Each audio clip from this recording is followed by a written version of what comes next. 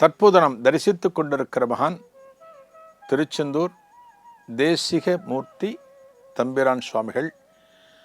திருவாவடுதுறை ஆதீனத்தைச் சேர்ந்தவர்.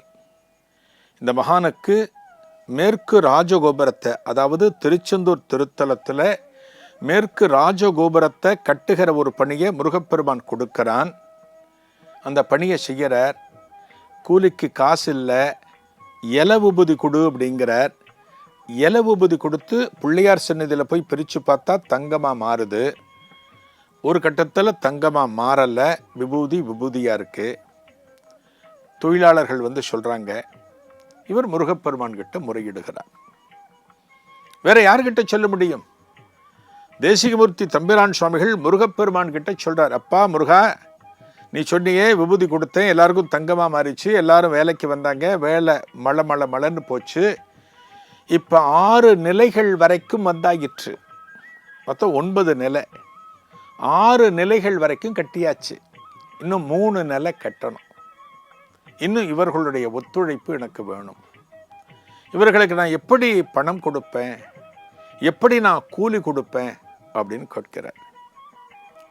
இன்னைக்கு ராத்திரி கனவுல முருகப்பெருமான் வரான். முதல்ல கொஞ்ச நாளைக்கு இலை விபூதியை கொடுன்னார். விபூதி தங்கமாச்சு. அடுத்து முருகப்பெருமான் மாத்துறார், வேற வழி சொல்றார். ஏன்னா இப்போ ஒரு நல்ல காரியம் செய்யறோம்னு வச்சுங்களேன், ஒரு நல்ல காரியம், இது போல ஒரு கோவில் கட்டுறது, ஒரு மிகப்பெரிய ஒரு தெய்வ கைங்கரியத்தை நம்ம எடுத்து ஒருத்தர்கிட்ட கேட்குறோம் அப்படின்னா, ஒருத்தர் கொடுக்குறார், திரும்ப ஒரு வாரம் கழிச்சு அவர்கிட்ட போய் கேட்க முடியாது, இன்னொருத்தர்கிட்ட தான் கேட்கணும். ஒருத்தர் எவ்வளோ செய்வார் நமக்கு, அவர் இது போல் பல இடத்துக்கு கொடுத்துட்டு இருப்பார், ஒருத்தர்கிட்டயே போய் கேட்க முடியாது. அதுதான் தேசிகமூர்த்தி தம்பிரான் சுவாமிகளுக்கு இருக்கக்கூடிய சங்கடம். எல்லாரும் கொடுத்தாச்சு, எல்லாத்தையும் வாங்கியாச்சு, கேட்க முடியாது. இலை உபதி கொடுத்தாச்சு, இலை உபதி மாறல, இப்போ அடுத்து என்ன பண்ணணும் கேட்கிறார். இப்போ முருகப்பெருமான் கனவுல சொல்றான், பக்கத்தில் காயல்பட்டினம் அப்படின்னு ஒரு இடம் இருக்கு, திருச்செந்தூருக்கு பக்கத்தில் இருக்கு. அதுவும் கடற்கரை பிரதேசம். அது அங்க வள்ளல் சீதக்காதி அப்படின்னு ஒருத்தர் இருப்பார். அவற்றை போய் கேளு, அவற்றை போய் இந்த ராஜகோபுரம் கட்டுறேன், அதுக்கு நீங்க தானே பொருள் கொடுக்கணும்னு கேளு. அவர் உனக்கு கொடுப்பார், அவர் உனக்கு கொடுப்பார். அதை வாங்கி வேலையை ஆரம்பி அப்படிங்கிற. இந்த வள்ளல் சீதக்காதி அப்படிங்கிறவர் இஸ்லாமியர். முருகப்பெருமான் அந்த இஸ்லாமியரை அடையாளம் காண்பிக்கிறான்.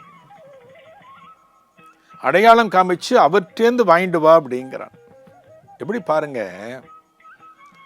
நம்மெல்லாம் ஜாதியாலையும் மதத்தாலையும் இன்னைக்கு அடிச்சுக்கிறோம். ஆனா இந்த ராஜகோபுரத்தை கட்டுறதுக்கு எத்தனையோ பேர் முருகப்பெருமான் சொல்ல முடியும். ஒரு கடவுளால் ஆகாத காரியம் உண்டா? ஒரு கடவுள் நினைத்தால் செய்ய முடியாத காரியம்னு ஒன்று இருக்கா? அந்த கடவுள் எதற்காக ஒரு இஸ்லாமியரை அடையாளம் காண்பிக்கணும்? எதற்கு இவர்கிட்ட போய் கேளு, இவர்கிட்ட போய் நெல்லு அப்படின்னு ஒரு தம்பிரான் சுவாமிகள் அந்த இடத்துக்கு அனுப்பணும்?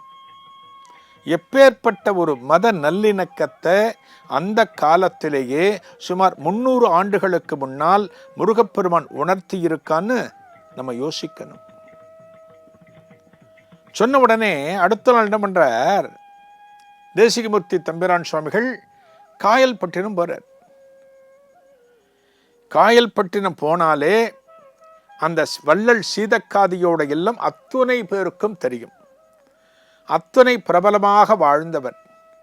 ஒரு கல்வி பணியா அள்ளி கொடுப்பர், ஒரு அன்னதான பணியா அள்ளி கொடுப்பர், யாருக்கேனும் ஏதேனும் சங்கடமா பொருள் தேவையா அள்ளி அள்ளி கொடுப்பர். அப்படி வாழ்ந்தவர் வள்ளல் சீதக்காதி. அவருடைய இல்லத்திற்கு செல்கிறார். இந்த முருகப்பெருமான் இட்டை உத்தரவை சொல்ல வேண்டும் என்பதற்காக நிற்கிறார். இதன் தொடர்ச்சி என்ன? நாளைய குருவே சரணத்தில் காணலாம். நன்றி, வணக்கம்.